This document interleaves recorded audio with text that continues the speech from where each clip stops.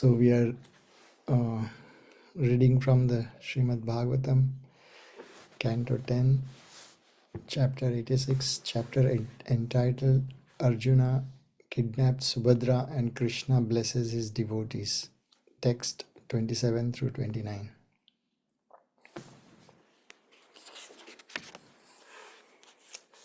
So I'll read the 3 verses and then we'll start the discussion. Shrantan api athatan duraj janakah swagriha Aniteshu asanagriyeshu sukhasinan mahamanaha pravriddha bhaktya uddharsha hridayashra vilekshanaha natva tadangri prakshalya tad apolokapavanihi sakutumbo vahan murthna pujayam chakra ishwaran gandhamalyambara Barakalpa Dhupa Deeparghya Ghoshaihi. Translation and purport by the disciples of His Divine Grace A.C. Bhaktivedanta Swami Srila Prabhupada. Translation. When King Bahulashva, a descendant of Janaka, saw Lord Krishna approaching his house from a distance with the sages who were somewhat fatigued from their journey, he immediately arranged to have seats of honor brought out for them. After they were all comfortably seated, the wise king, his heart overflowing with joy and his eyes clouded by tears, bowed down to them and washed their feet with intense devotion.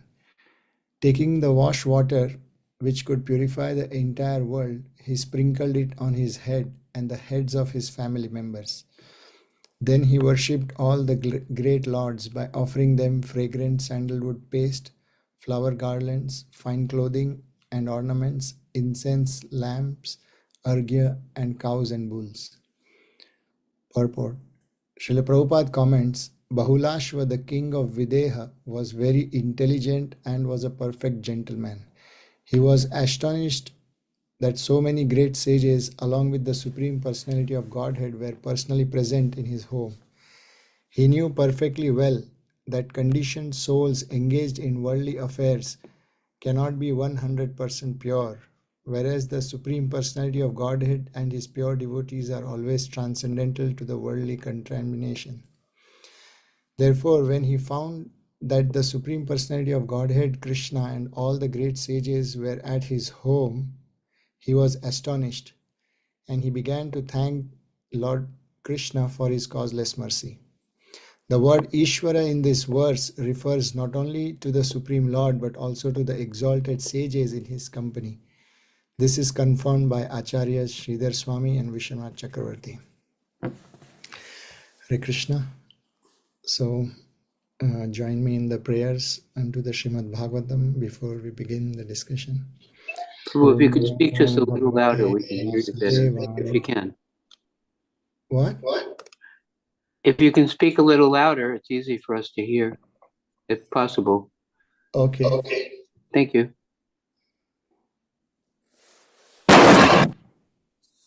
Wow.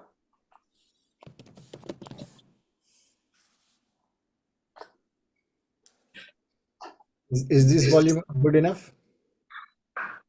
Do your best. Hare Krishna. How is this? Do your best. We're trying to hear you. We want to hear you. Okay.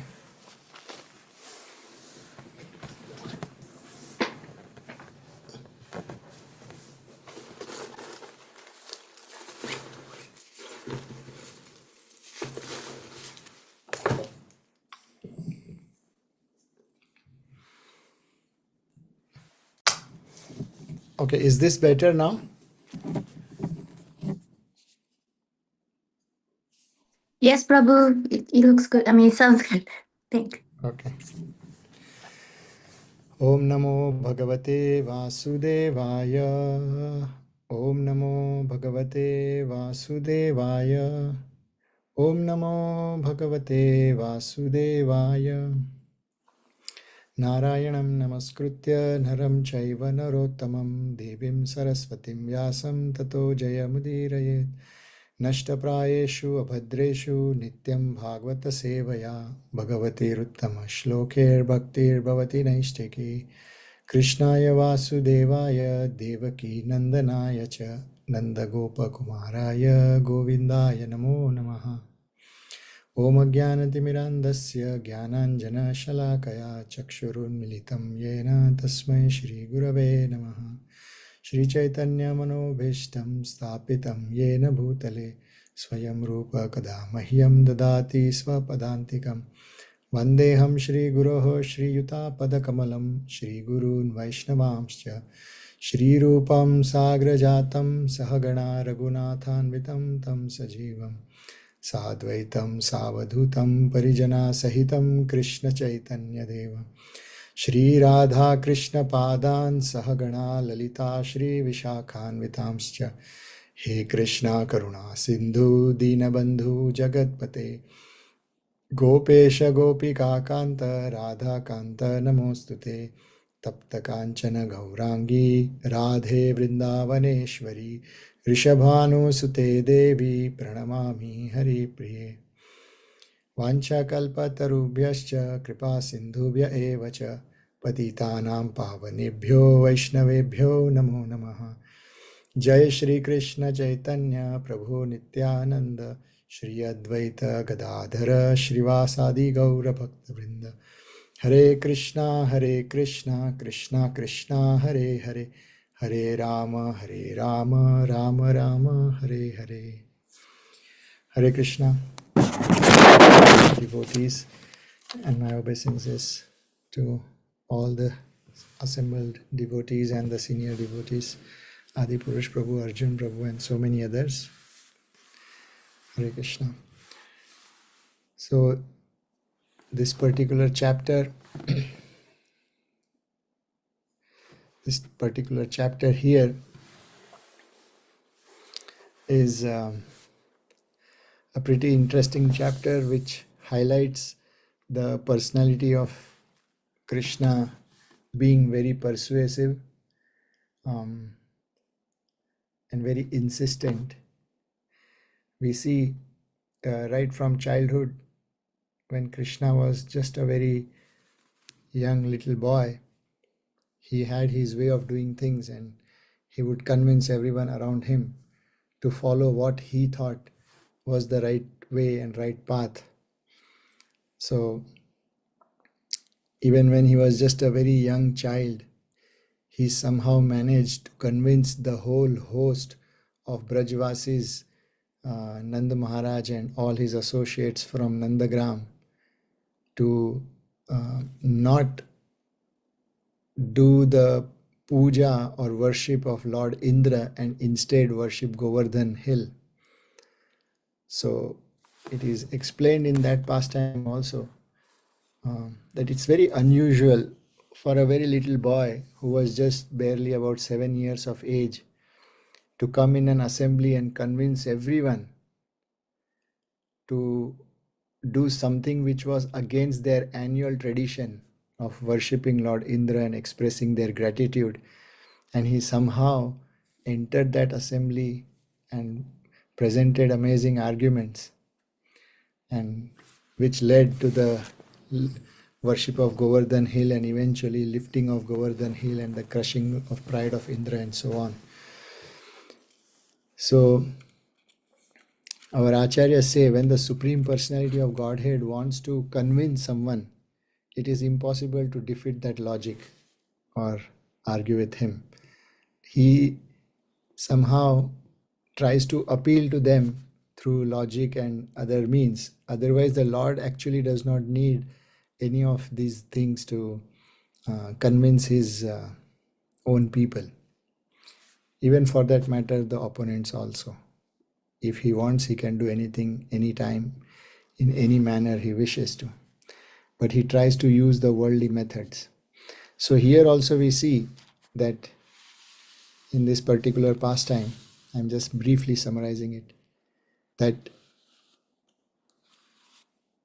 Balaram, he wanted Subhadra to get married to Duryodhan, and the reason was not so fancy. See, till that time, when Balram wanted Duryodhan to get married, it was not known by uh, Balram very nicely what the character of Duryodhan was.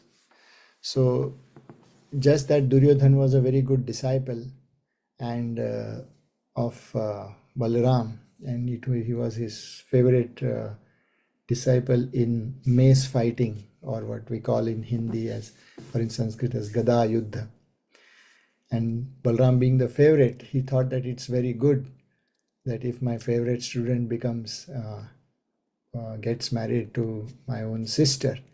And also during that time, so amongst kings always there is this concept of developing good political alliance. So Balram believed that the marriage between Subhadra and Duryodhan will bring the bonds of Yadu dynasty and the Kuru dynasty together, and that would generate some political benefits basically. So it was just a very generic thought where he thought that he wanted Balram to get Duryodhan to get married to Subhadra, but Krishna, he did not want that, and he knew that Balram, Duryodhan and all are not very good people. So specifically this marriage took place pretty much before even all the evil tendencies of Duryodhan were highlighted. So during the episode of burning the house of wax, so at that particular time they were in the forest. Pandavas, they had escaped that burning house of wax, and they were living incognito in some forest. So at that time, Arjun had committed a mistake, and because of which he imposed an exile for some time upon himself. And at that time, he took the form of some sannyasi and went to Dwarka. It was during that time that he fell in love with Subhadra, and Subhadra fell in love with Arjun, and the marriage took place. So basically, it was not that Duryodhan had fully come out with his evil tendencies. So this was way before the Mahabharat war and so on. So this question sometimes comes that why did Balram support Duryodhan in such a manner? So it was not supporting. He did not take these things too seriously. He thought it's just a family conflict between two people, so it would get sorted. He did not take it much seriously.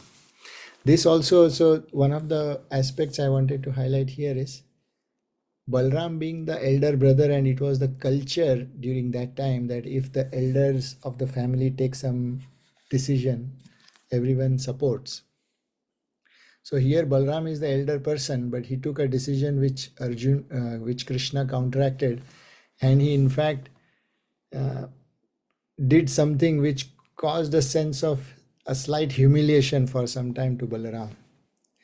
So in the Ram Leela, in the Ramayana pastimes, it comes that Lakshman, after the end of the whole Ramayana, Lakshman desires that it's enough that I have been your younger brother, and because of which I have always have had to listen to you throughout my life. So next time when we are born for performing any pastimes, I am going to be the elder brother so that I don't have to listen to you and you have to listen to me. Why? Because Lakshman's argument to Ram was that by me being your younger brother, you took decisions in such a way which caused inconvenience to you yourself, my dear Lord Ram, to Sita, to all the people of Ayodhya, Mother Kaushalya, Sumitra, and so on. Everyone was inconvenienced just because you had these high principles to follow some kind of dharma, and you were not practical in many ways. And therefore, I will be your elder brother so that you will have to listen to me, and I am not going to listen to your illogical arguments.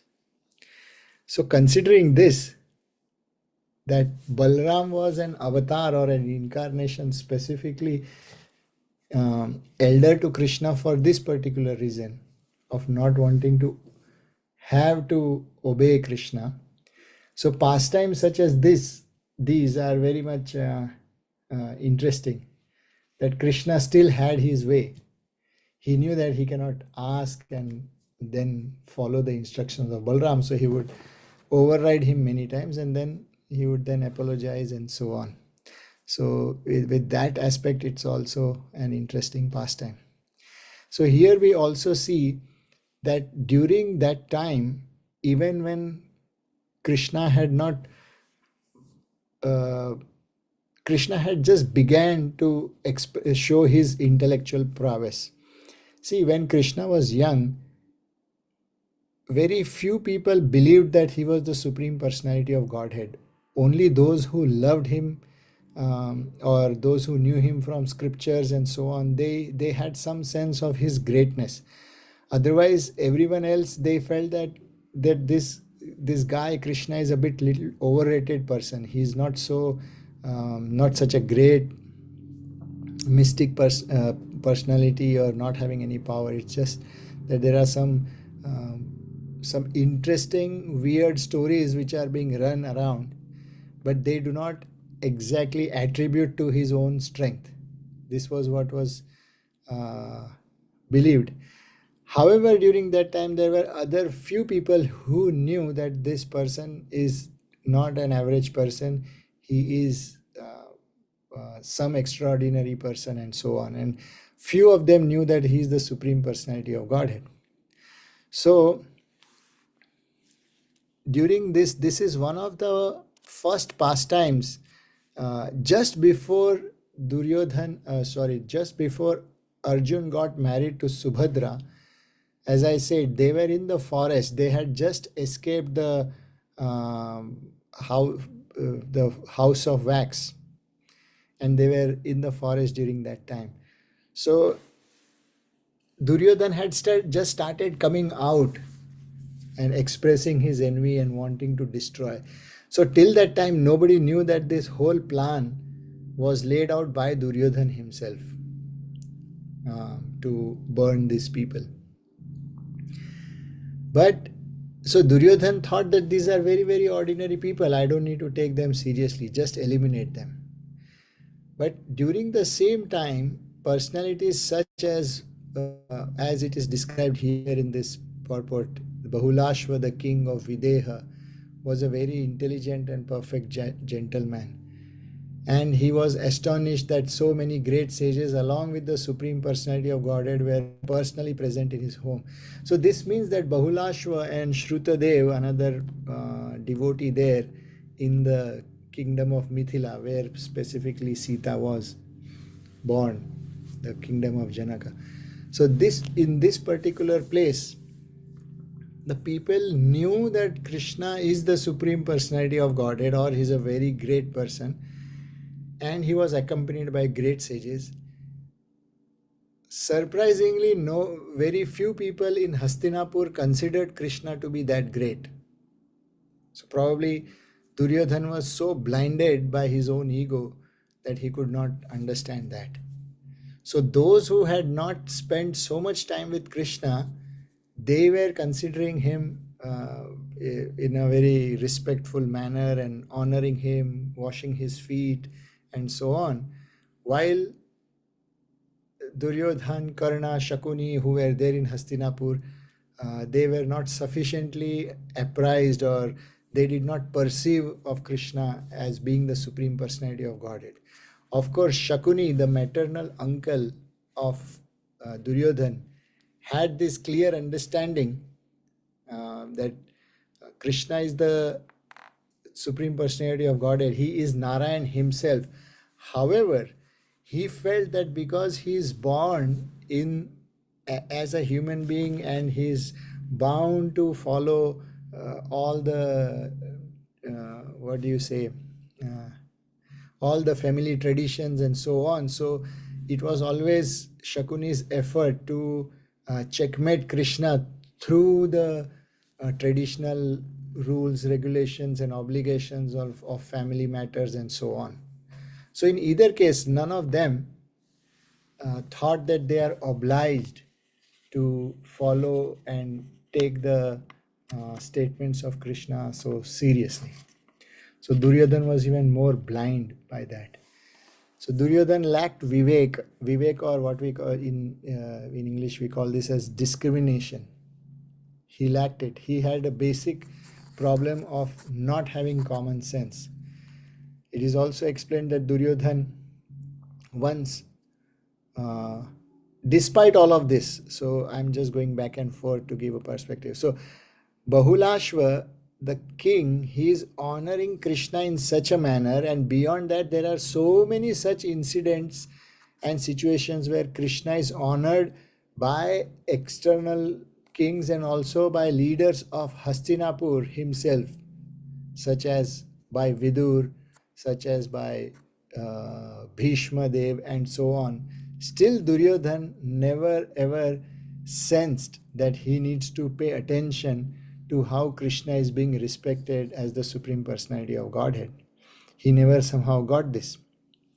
So I'll just tell one story which comes in this context.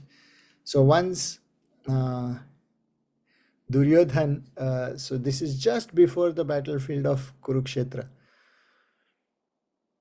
Krishna was trying to avoid this battle, so he decided that let me just go and act as a peace messenger. And the final appeal to stop the war. So when he went and proposed some conditions for settlement, he asked for 5 small villages where the Pandavas can rule. Each brother can be the ruler of that particular village, and then they can survive as Kshatriyas, having their small kingdoms kind of thing. So Duryodhan at that time had denied that. And instead, he wanted to punish Krishna for that particular proposal itself. So he tried to call upon the guards and bind Krishna, throw him into the jail. So it is explained at that time that Krishna invoked the Sudarshan Chakra, and then he challenged Duryodhan, try me if you can, try it, just try. So somehow that situation was warded off. Krishna was not tied. Duryodhan did not pursue further as soon as he invoked the Sudarshan Chakra. But Shakuni, his maternal uncle, he felt so disturbed by this episode, and he heavily chastised Duryodhan later, telling Duryodhan that, don't you know, Duryodhan, have you not heard about how Krishna is being loved, honored, and respected by all different kinds of kings all over the region? Have you not seen that Krishna has had his way every time? Have you not heard about all the childhood pastimes which he has done, like the killing of Putana and Kamsa and so on? And although there is no evidence that he actually killed Putana, he actually killed Aghasur and Dhenukasur and so on, but the very fact that great sages like Narad, Vyas, Dev, and so many others are giving extraordinary attention to Krishna, that means this person is special. And Shakuni says, from my understanding and my sources and my intelligence, I understand that this person is none other than Narayan himself, Vishnu himself. So you have done a great mistake. You need to apologize for the same. You need to repent, because this is going to be a disaster. After rejecting the peace proposal, now the war is imminent, and if the war takes place, then we are going to be doomed. So Duryodhana at that time says to his uncle, he says, why should we worry? Because Krishna has promised that he is never going to fight in the war. So what is the problem then? So Shakuni at that time says, it doesn't matter whether he fights or not. Whomever he supports, whoever's place he is with, that party is going to win. Why? Because he is Krishna. Because this is what this fellow who appears as a cowherd boy, and Shakuni says that this person is a, we can say in Sanskrit it is called kapat. Kapat means someone who is very shrewd, a kind of who commits fraud. So Shakuni says that this person is a kapti, he is a shrewd person, kind of a transcendental fraud. He just appears to be ordinary, and he may not fight a war, but will he is the one who is going to decide who is going to win. So he says, you please go and appeal to Krishna, beg forgiveness, and try to win his favor. So it is explained that one day when Krishna was taking rest in Hastinapur, so Duryodhan went to his room and waited for Krishna to wake up. At that same time, Arjun also came later. And then after some time, Krishna woke up. So Krishna asked both of them that you have come, what do you want? So Duryodhan was about to ask something, but then at that time, Krishna said, wait, but Arjun is your younger brother, so he is entitled to first ask what he wants.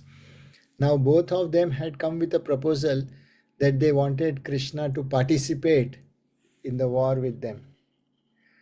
So Duryodhan also had come with that particular thought. So Duryodhan had this calculation that Krishna had told earlier, basically, that I am not going to take part in the war, but my own army, Narayan Sena, is going to take part in the battlefield. So Duryodhan came with this proposal that he will ask for the army of Krishna. So when Krishna told to Arjun that you ask first, Duryodhan was worried in his heart that Arjun may ask for the army of Krishna, and he will have to settle with Krishna being on the side of Kauravas, and that would mean nothing because Krishna is not going to anyways fight in the battlefield. So incidentally it happens such that Arjun, out of love for Krishna, he says, my dear Lord, I know you are not going to fight, but please you just be participating in the battlefield with us. So as soon as Arjun says this, Duryodhan gets very delighted. He is very happy, and he thinks that, oh, this is such a wonderful thing that he did not ask for Krishna. And he says, okay, it's okay, my dear Lord, I will settle with your army, but let my younger brother get what he wants. He wants you in the war. I'm okay with that. And in that manner, Duryodhan tried to appease Krishna that, okay, I have let go on of the past, so you also forgive me, and so on. But here we see that Arjun loved Krishna so much, he was happy that as long as Krishna is with me, even if I don't get the apparent benefits of Krishna's army, still he chose Krishna to be on his side. He chose Dharma to be on his side, but not the fruits. Where Krishna had clearly said, I am not going to be fighting in the war, I will just be probably just a witness, and so on. Arjun was considering, what is the value of Krishna if I am not going to inherit the strength of Krishna? There is no value to him. So it's a very ritualistic mindset, like for those people who approach the Lord for some benefits. But if they would know that the Lord is probably not going to be giving me some benefits, then I don't need God at all. I don't need for his wisdom and talks and this and that and counseling and guidance. What value is that? I need power, I need fruits, I need position, I need wealth, and so on. So Duryodhan's approach was quite ritualistic. So he was very delighted in the heart, and then happily he goes to his maternal uncle that finally the settlement with Krishna is done. He is no longer upset with me or anything, and I did not have to say anything. I became the good guy every level. I allowed Arjun to first ask, and Arjun so stupidly asked for Krishna to be present in the battlefield, and I got the Narayan Sena, the army of Krishna, and he starts laughing. So when Shakuni hears this, he is so upset. He feels that he actually tells Duryodhan that it is indeed true that you are born, your father is blind, and you are also intellectually blind. What a stupid person you are. I told you so clearly that you need Krishna by your side. So Duryodhana argues, okay, what, even though we needed Krishna by our side, if he was not going to fight in the war, we still have Krishna's army. Why do we exactly need him in person? So Shakuni says that you just don't understand that this person is Narayan himself, the supreme personality of Godhead. Wherever he is, that's where there will always be victory, and so on. He will polarize this. So we see at various places that many other people had this vivek or this intelligence to perceive Krishna as the supreme absolute truth, whereas Duryodhan, so close to Krishna, everyone in his camp, his own father understood that he is God. His mother understood this, his uncle understood this. Karna himself knew that this is the supreme personality of Godhead. So everyone around him, but he could somehow never ever understand. His perceptions were so impure, caught up by their own ego and so on. And not only were his perceptions very limited, he would not take the perspectives of other people also. So one thing is perception and one thing is perspective. So we all have our own perceptions in life about how we understand philosophy and so on. But because I'm in my physical body, I have a little bit of not little bit, I have a lot of anarthas, and I have my ego and envy and so on, so many other vices which I have. So even with my knowledge, even with all the gyan or understanding, there is always a tendency that it will be covered or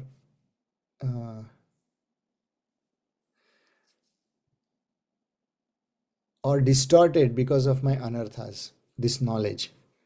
And therefore, although I have some perspectives, even in spiritual life, it is important that I also take someone else's perspectives. I have my own perception of how knowledge is applied and so, but I must take someone else's perspectives. Perspectives of senior devotees, perspective of someone who is more well invested in the knowledge, someone who is more advanced, someone who is senior by age and experience, so on. So everyone must have this common sense that even though they have their own perceptions, they must take perspectives of other people. That strengthens our faith. Our perceptions can help us go a little bit, but when we add on to the perspectives of others, so someone else's perspectives is their own perception. It cannot become my perception. So my perception is one unit of understanding, but when I add to perspectives of someone else, then it helps me to get rid of the apparent blind spots, or rather the blind spots which I could be creating in my life, like Duryodhan and so on. So this is a very important aspect in spiritual life.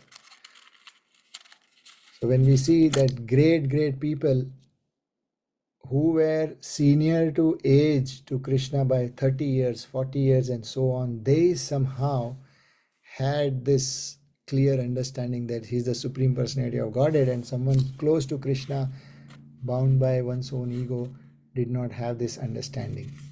So it's very imperative that we are surrounded by the right forces and the right energies.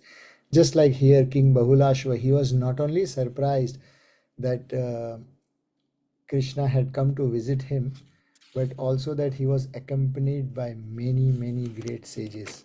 That was also a very big thing for him. A very dutiful king, and his etiquette, his personality is shown here in this particular verse. So I'll stop here. If we have any questions and comments, you can please contribute. Hare Krishna.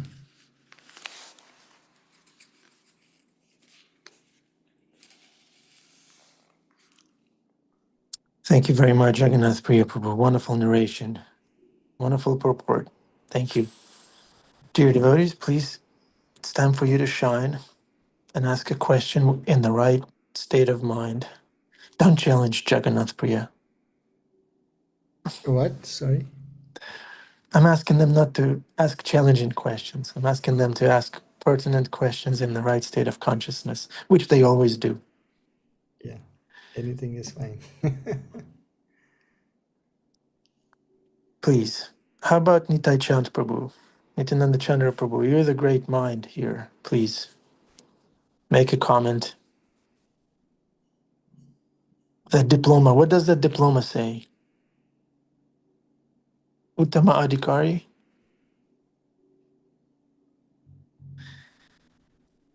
Okay, while Nityananda Chandra Prabhu is getting ready, Jeffrey Eckler has his hand up. It's his third hand. Two hands on the wheel. Hare Krishna. Thank you, Prabhu, for this class.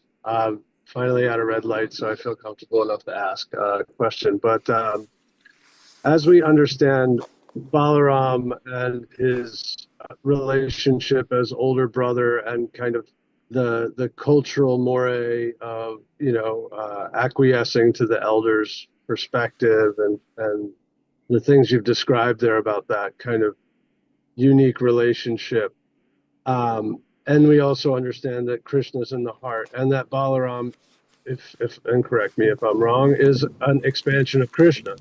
So, to an extent, do we have that inner voice that tells us like, "Hey, you're not doing the right thing," or "Hey, you are doing the right thing. Way to go." Is that sort of like an expansion of that relationship in our mind and our psyche? I don't know. Does that make sense? Yeah. So in the Chatushloki Bhagavad Gita, Krishna says, right, Teshanu eva Tesham evanu kampartam aham ajnana jantama nashayami atma bhavasto jnana dipena bhasvata. Krishna says that to those people who surrender unto him, he reveals in their heart. So it is very true that the more we are sincere and honest in our life and the more good our sadhana is, we strengthen our inner voices, which are constructive. Otherwise, what appears to be an inner voice is just the sound of our own ego, which becomes so loud that we think that this is exactly what is right and I am supposed to do. I have full clarity. Like Duryodhan had full clarity. He had no confusion in what he was doing. He was fully clear of how to go to hell. So his inner voice was very weak that way. He did not have external knowledge and his inner voice was also weak. So both were destroyed. Shakuni, his uncle, his inner voice was weak, but he had external knowledge. He was very wise that way. So at least he acknowledged Krishna's personality that way.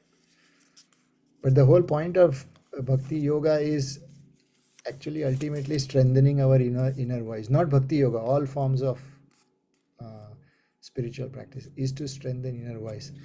None of us can lead our spiritual lives only just by reading books. If the inner voice does not get awakened, we'll get tired of just reading some stories and following the rules and regulations. It will become tiresome.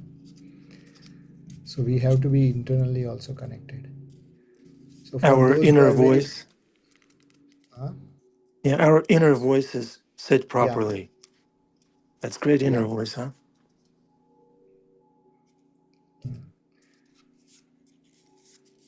And also, otherwise what will happen is we'll just have so much of knowledge, we may become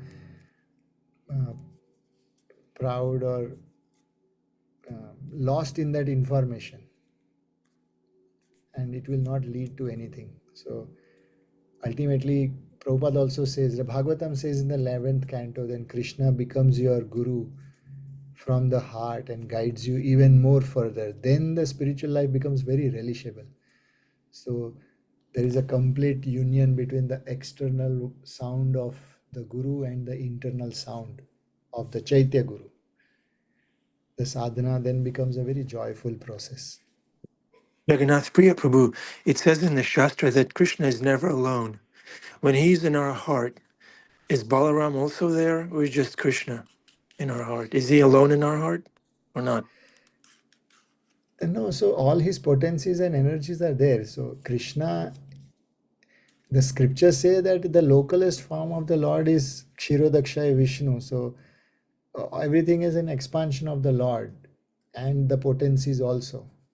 So based on one's desire, based on one's disposition, that same Paramatma manifests himself with the respective aspects. For example, Hanuman, same Kshirodakshaya Vishnu reveals as Ram and his potency with Sita in the heart of Hanuman. For a devotee, it will be Radha and Krishna and so on. So it's always there. It is like this Achintya Bheda Bhed. It's not like alone.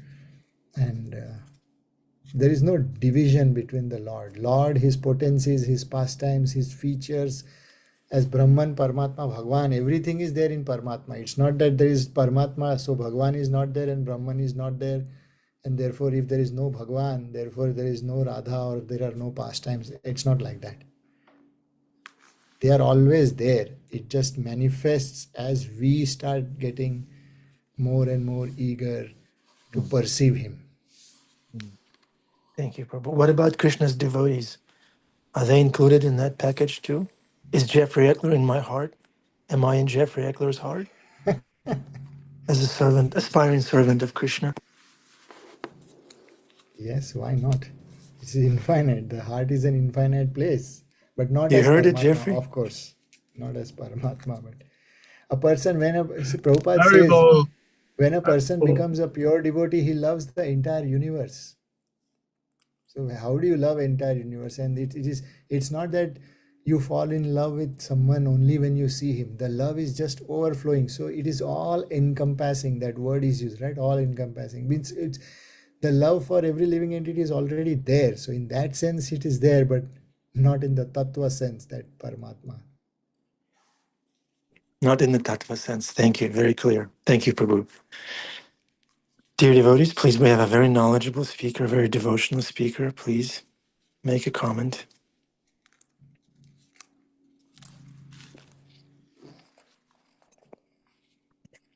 Nitai Chand Prabhu put something in the chat. Srimad Bhagavatam 10.3.28. Devotee will consider thrice. Demon means for his self-interest, he can do anything nonsense. That is demon. Demigod means he'll consider thrice before doing anything. Srila Prabhupada. Jai. I heard it says somewhere in the Shastra that before we do anything, we seek blessings from 5 brahmanas. Is that correct? Or a concoction? I have not counted with the 5, but Guru, Devatas, the seniors, and so on. So maybe we take blessings from our parents, our ancestors, our gurus, and the Devatas. So Thank in you. that sense, someone must have counted. I have not gone specific into that. Mhm. Thank you, Prabhu. Sundarananda Prabhu? Hare Krishna. Quick question. Jagannath Prabhu. Sorry, Jagannath Priya Prabhu. Do we also need to always, ask, even if, say, some things are clear from based on what Guru says, what devotees are saying? There is some aspect of service that we need to clarify in what direction we are heading. So I think if there is conflict between the instruction of guru and some devotees, so the conflict can be only at level of practical considerations. So if that's your question, whether to ask a guru and also to ask some other devotees, that's what are you asking that? No, I mean, let's say if something is pretty clear in Oh, you terms of don't what need to service we need ask to do, if it, do we still need to ask? Because you had mentioned. not necessary. So if the decisions you have taken are based on dharma and all the practical considerations you could do, that itself, and if your consciousness is strong enough, then you don't need to ask. If you want to ask, there is no harm in that. It's not that every single time you need to ask for everything to Guru or some devotees. Idea is we have to become smart enough for some basic things. See, life is complicated. The more you get deeper into it, everyone will face some circumstances where we are so stuck. It is not possible. If people like Vyas got bewildered and they were stuck in their journey, so it is possible for us also. Like Dhruva, Prahlad, everyone was stuck at some point. So it is possible. Thank you so much, Prabhu. Thank you, Sundaranandaji. Thank you, Jagannath Priya Prabhu. Thank you. I Thank you, heard Prabhu. Darshan time. I heard Gajendra reaching out to the Lord. Yeah. Bhakti Center, can you turn on the camera? There's no camera, Bhakti Center. Please. There, so they can see the deed.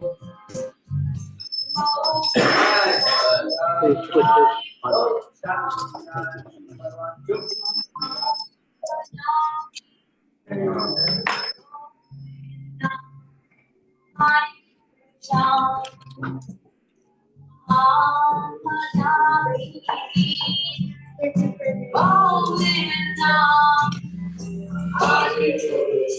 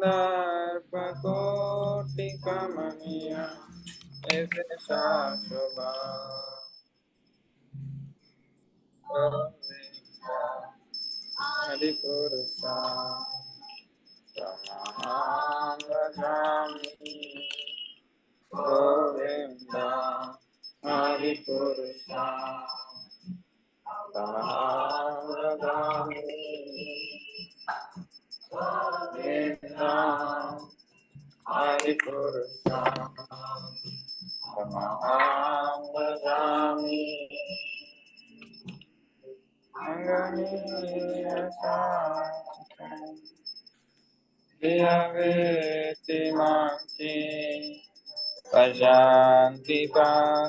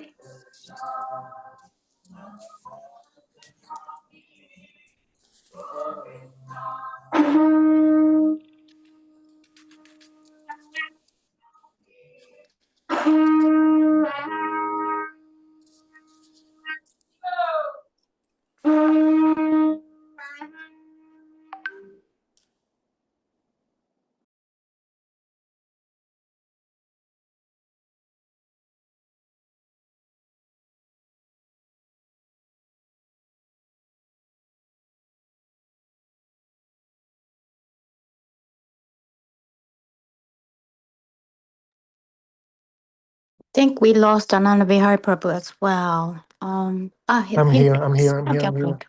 I'm Right. here. I'm here. I'm here. I'm here. I'm here. Hare Thank you, Krishna. thank you. Welcome to the Afterglow. Would anyone like to speak? Vasudev Prabhu, if you're here, would you like to say something? What's that backdrop that Radha Mulidar and Gaurachandra are having these days?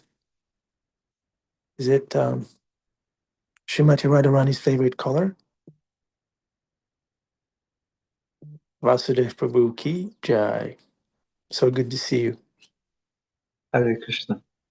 It's the sun of the holy name arising in the heart. Nice. Nice. Wow. That's So it. cool. Who painted it? Afe, she's a newer member of our community. She comes to all the kirtans, and yeah, she's an artist. So she painted it, and a lot of devotees contributed to it, writing the holy names on it. Nice. So, I like it. This is yes, so pleasing. Would you like to say anything in regards to what has been spoken about in class? Maybe the 5 brahmanas or 3 brahmanas, blessings. yeah, it said that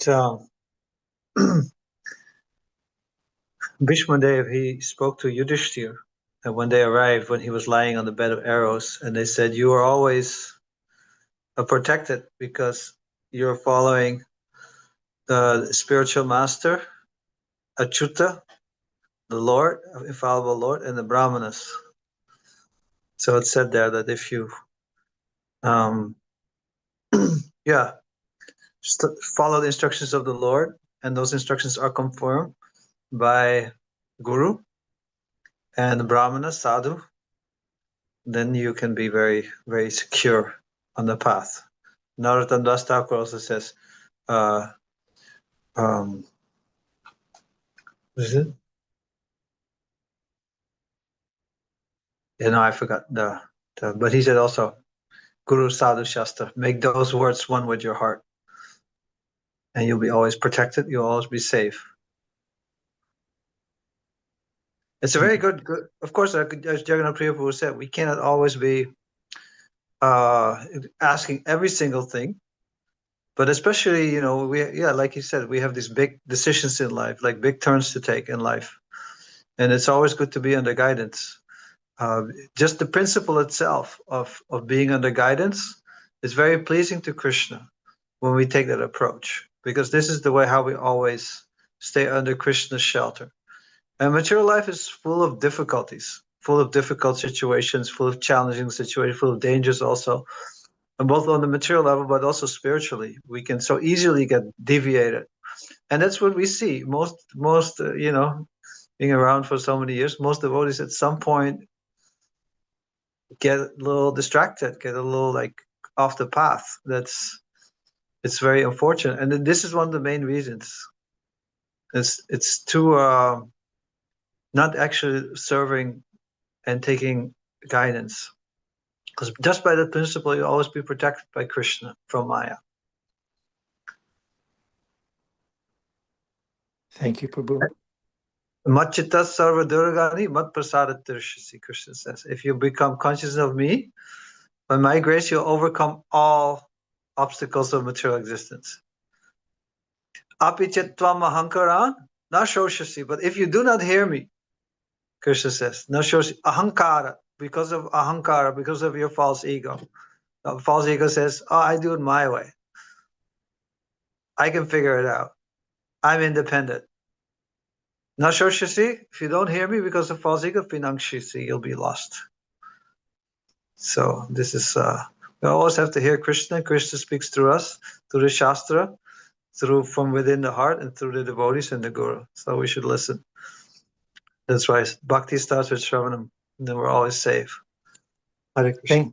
Thank you, Prabhu. What if we hear but fail to kind of execute and follow?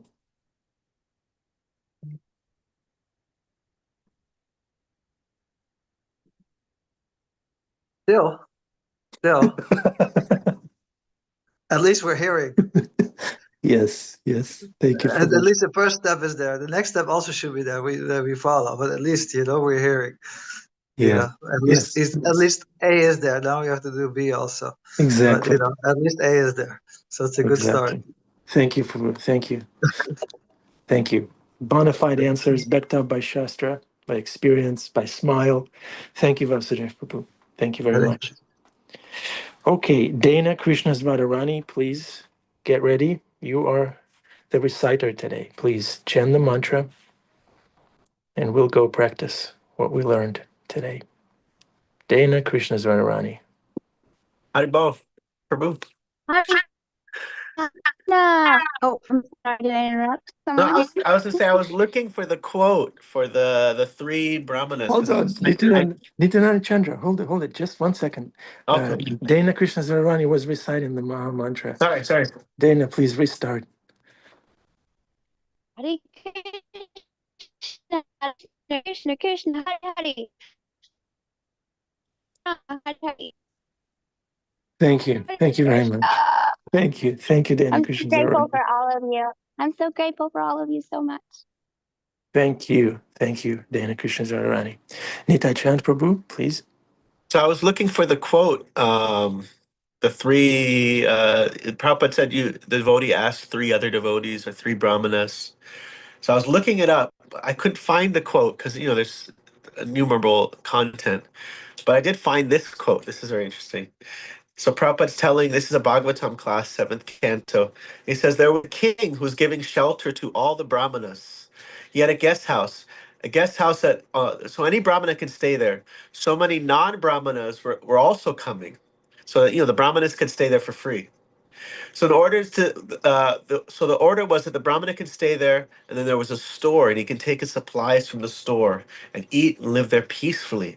And the storekeeper was submitting to the bill to the king that your guest has taken so many things, kindly pay. So he was paying. So he was testing by the bill. He would see if the bill contained more spices and chilies. He would immediately ask, "Drag this man. He is not a brahmana." And then everyone starts laughing. And they're like, drag this. He's not a brahmana, so be careful. Don't take too much. I know you don't take much, but if you take too much chilies and spices, then you'll be considered amongst the non-brahmanas. If you take more sweets, so if the bill was submitted contained more sugar, then he would accept, yes, that man is a brahmana. So these three gunas mean sweets, salt, and chili. Sattva guna is sweet, rajaguna is salt, and tamagun is chili. Nice. Never heard this before. Thank you. Oh. Adipusha Prabhu is a true Brahmana. Right, Adipusha Prabhu? What's your diet? Johnny type. It's a little noisy out here. I'm on the street. If you wait until I get into the vehicle and close the door, I'll say something. Okay? Yes, please. We want to hear about your diet, your Brahminical diet. I mostly eat sugar and butter.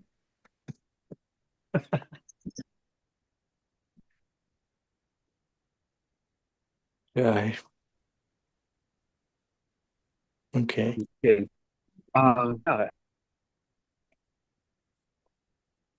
Adipusha Prabhu, are you in the Krishna mobile yet? Hello? Can you hear me? Yeah. It's a little choppy, but we can hear you now. Yeah. Johnny Prabhu was saying that sometimes we shape the answer that we want by approaching a person who you know is going to give you the answer you want. Yeah. Like you said, your mother will say no, and you say, well, I'll go to my father, and he'll say yes, and then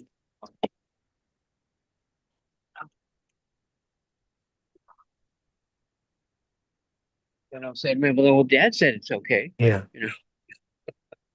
So we have to be careful who we approach. That's the point of this whole thing. Who are you going to let speak into your life? Yeah. So if we really want to know what Krishna wants to say, then was it Yasyasya Bhaktiya Bhagavati Kinchana Savarganas Tatra Samastate Sura? It says one who has full faith in Guru and Krishna and who is engaged in their service, all the imports of the Vedas will be revealed to him. So we can get the truth, and like Prabhu was saying, different people have different perspectives. A person who is not really absorbed in devotional service the analogy is giving, will look at the reflection of the tree in the river, and it looks like the branches are going up, the branches are going down, and the roots are going up. So not only will we get a distorted perspective if we ask the wrong person, we'll get a completely backwards perspective. We'll think the person who's lighting my cigarette is my friend, and the person who's telling me to come to the morning program is, a disturbance in my life. So we have to be very careful about our own desire, about whether we want the truth, whether we want what Krishna would say. That's why we approach the guru. I was picturing Angel lighting your cigarette. No, I don't think Angel would do that. But the point is that we will misperceive. We will not see things clearly if our motivation is not to surrender to Krishna.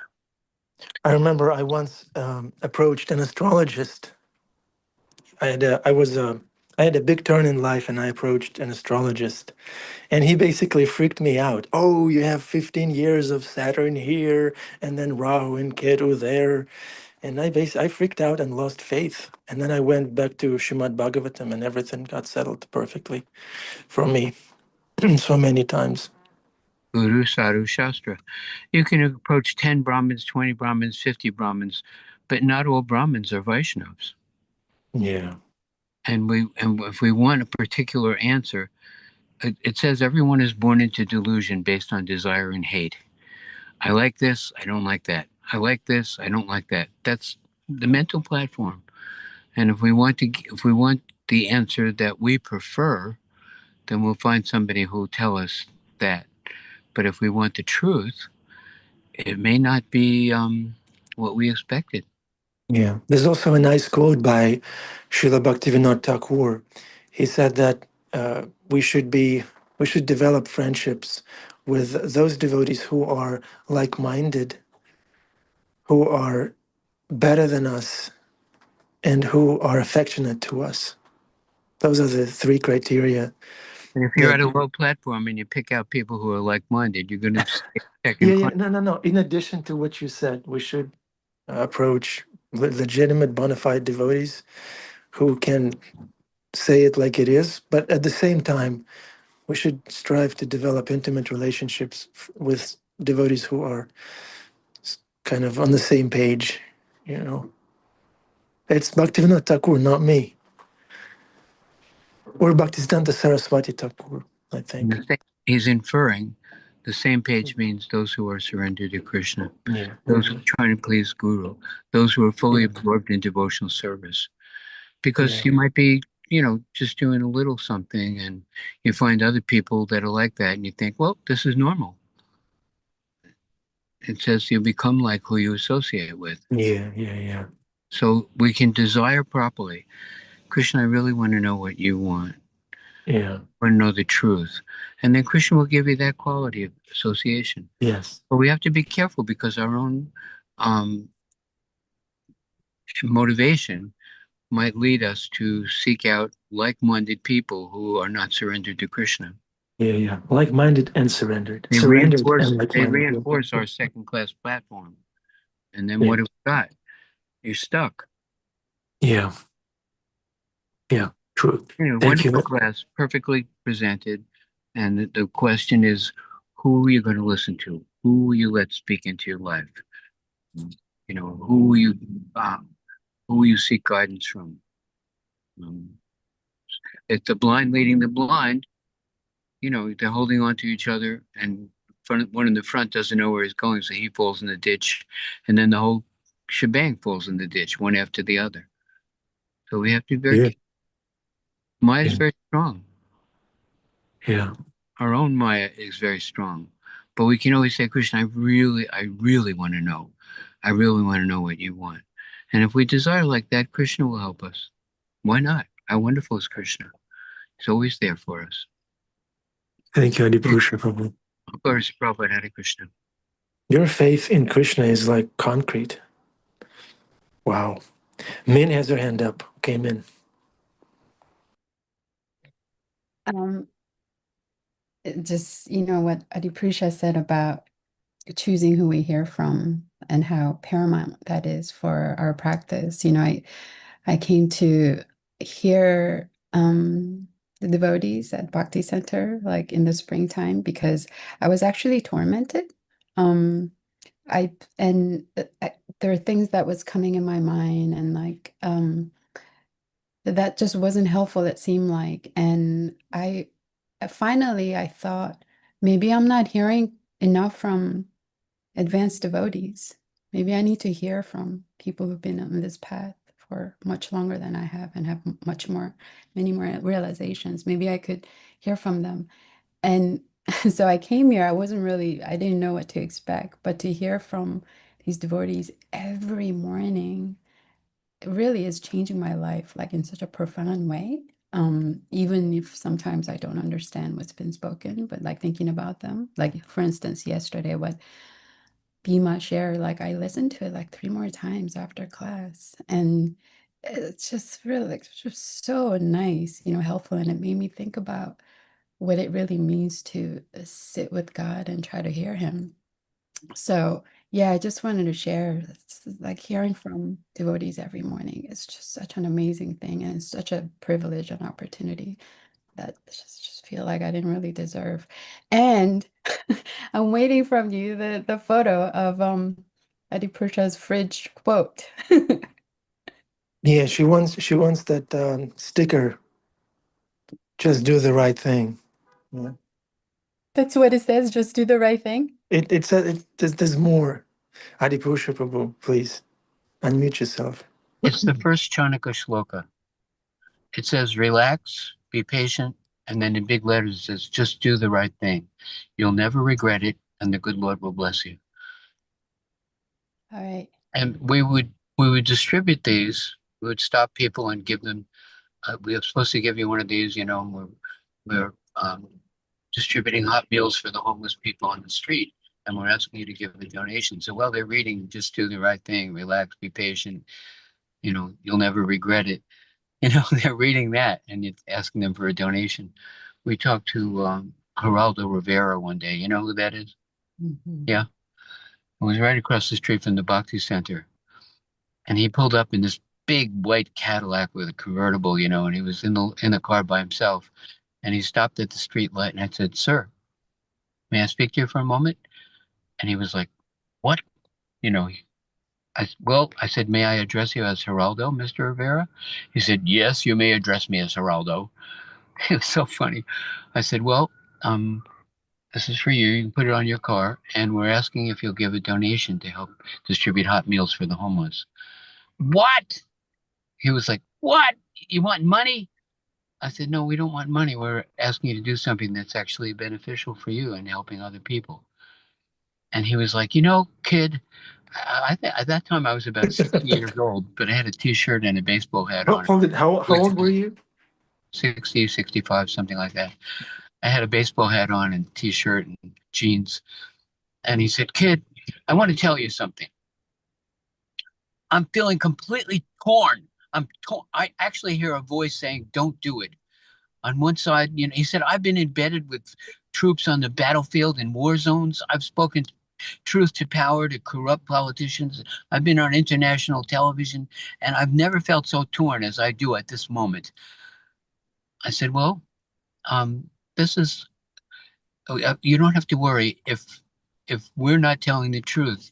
God sees everything. Nobody gets away with anything. And this is we're asking you to do something in the service of God." And he was like, "Oh, now it's for God.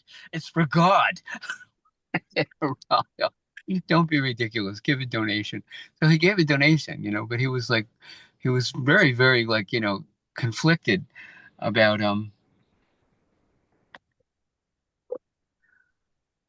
he was very conflicted about what he should do at that moment. So people are I have somebody jumping in the vehicle here with me. So all glories to Prabhupada. Hare Krishna. Thank you, Adipusha Prabhu. Yeah, hearing from somebody like Adipusha Prabhu, it's like being in a stuffy room for decades and then finally opening the window and Hare breathing the fresh air in. Because that's how I feel when Adi Purusha Prabhu speaks. We're only repeating what we heard from Srila Prabhupada, that's all. Yeah, that's the secret. Thank you. Okay, Hare Krishna. Hare Krishna. Happy Thursday. Is it Wednesday, Thursday? Okay. Nita Chand Prabhu, you were saying something? No? Okay. Thank you very much. Hare Krishna.